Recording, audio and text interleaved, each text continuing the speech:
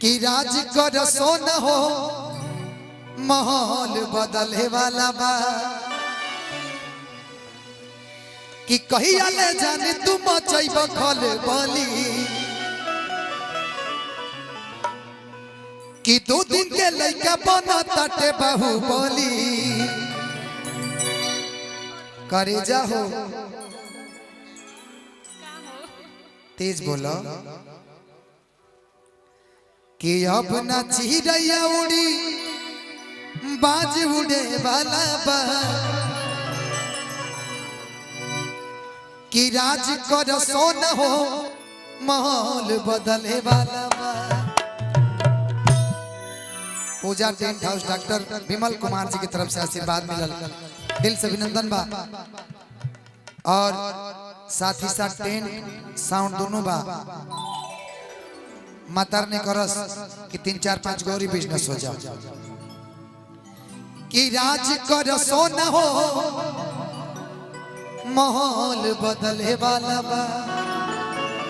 आओ कि कहिया ले जाने तू मचई बखल बली 2 दिन के लइका बना तटे बाहुबली कहिया ले जाने तू मचई बखल बली 2 दिन के लइका बना तटे बाहुबली। अच्छा क्या नाम है आपका? साफ साफ पता चल रहा है आपका मनीषा नाम है। तो माही मनीषा के बहन लगता रू, साफ साफ पता चल के मनीषा नाम हो। गलत क्यों सोच के हंस रहे हो यार? ये पगली ढुकल भी है लंदन में। शिवानी गलत बोल देले बड़ी आपकी शिवानी कि अब न चिड़ैया उड़ी अरे बाज उड़े वाला बा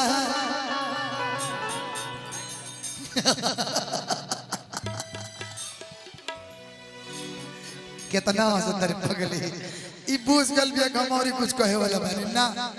साफ साफ पता चल रहा है कि राज कर सोना हो वाला बा राज कर सोना हो माहौल बदले वाला बा।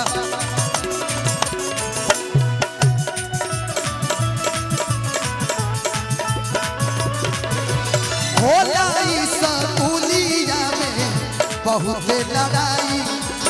मन करे छोड़ दी कहीं पढ़ाई छोड़ दे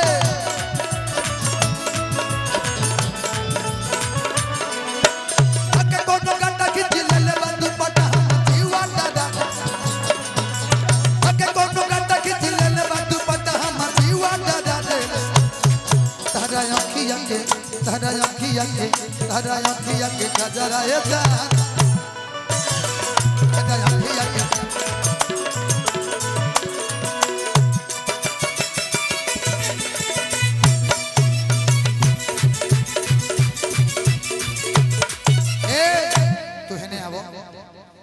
साफ साफ पता चल रहा है, साफ साफ पता चल रहा है कि देख ले हबो कराओ कात जनुआ बैठा जमा गोलू राजा बन गइल बानी। हमें ड्रेस थोड़ी पहने नहीं, लेकिन हमारा लग रहा है जागरण के मंच बाजू उस टाइप से कि देख ले हबो कराओ कात जनुआ। हाय देखिए तो काट ली कि बोवल बात काटता तहार काहे फाटता। मजा में आप कुछ भी बोल लीजिए, हमको बुरा नहीं लगेगा। तब लेग पीस खाओगे ना कि देख ले हबो कराओ कात जनुआ तोरा ऊपर बखावा के हाथ जनुआ।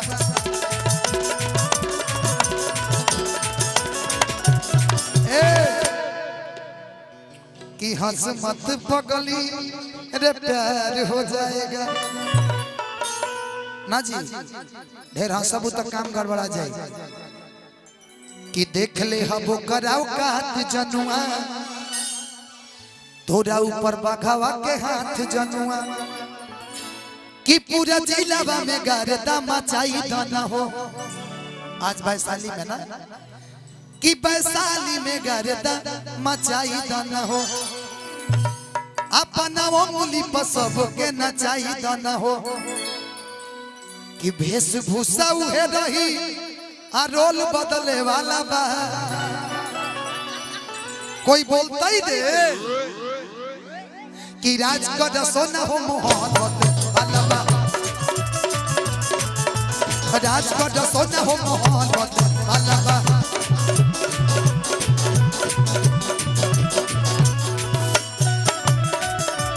राजा का नसाड़ी रही है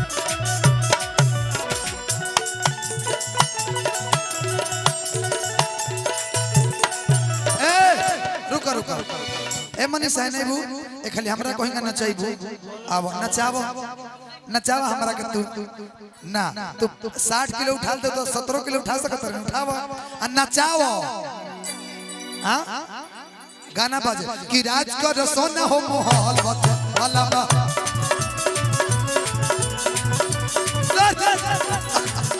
ए भाई प्यास पाया धरो अरे बाप हो बाप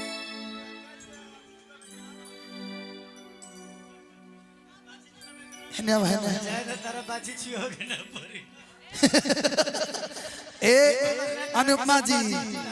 अरे पगली में ढेर जान बा गोरखपुर के हो कहतानी जान काहे बा हेलो गोरखपुर के लोग बहुत मजबूत होते हैं दिल से भी दिमाग से भी शरीर से भी दिल वाले भी होते हैं बहुत क्योंकि योगी जी का राज है ना वहाँ कि सारे धनंजय नायक अकेले हो अच्छा लेकिन एगो और काम कर ई तो कहलू अनुपमा जी मुंह उधर कर लीजिए हाँ एक खाली तू अब हमरा ऊपर है पर है ठीक बा हीरा बेटा फान के खाली ऊपर आओ ठीक बा आओ दौड़ के आओ थोड़ा साइड दीजिए हाँ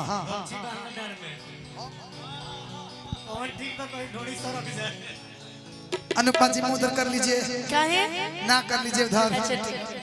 कि सारे धनंजय नायक अकेले हो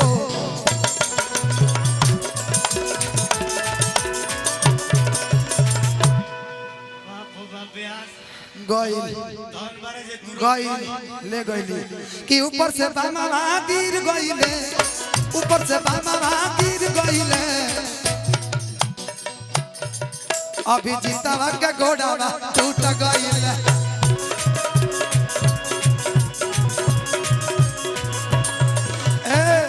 धर्मेंद्र भैया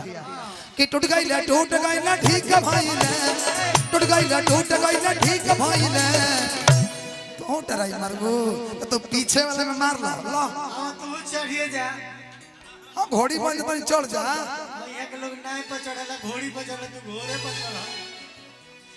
अब यो पदर हमू चढ़ो अब हम तो दूसर का घोड़ा तुरल में लगल लुकाते ऊपर से बामा की जगइले ऊपर से बामा की जगइले हमरा सैया जी के घोड़ा टूट गइले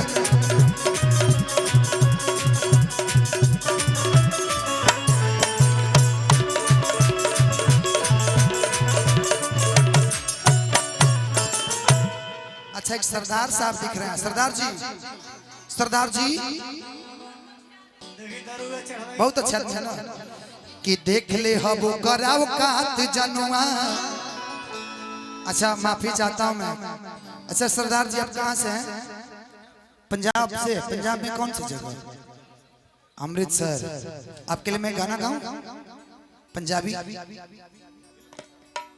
अच्छा ठीक है तो एक लाइन में गाऊंगा आपके लिए ठीक है आप रहिएगा अभी नहीं मैं ओरिजिनल गाऊंगा कि सजमा धनंजय नायक अकेले हो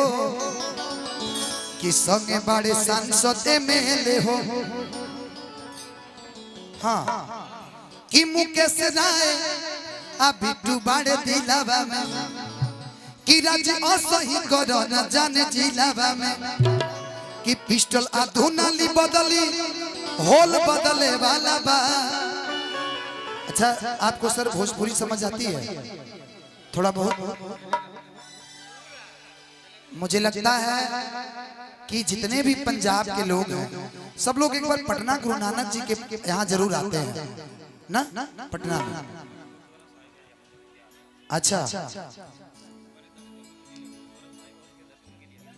अच्छा, क्या बात है। अच्छा प्योर, मैं पंजाबी के लिए गाऊंगा कि शर्मा धनंजय नायक अकेले हो, इधर ही भी आ जाइए,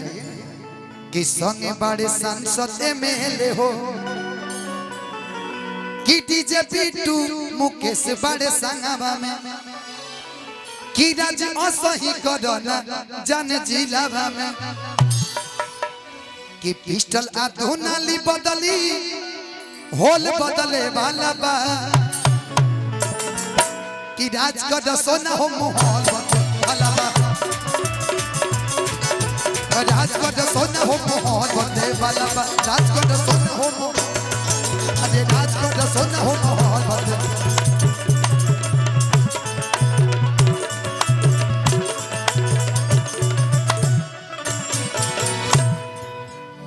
अब एक बार मैं चाहता हूं कि एक लाइन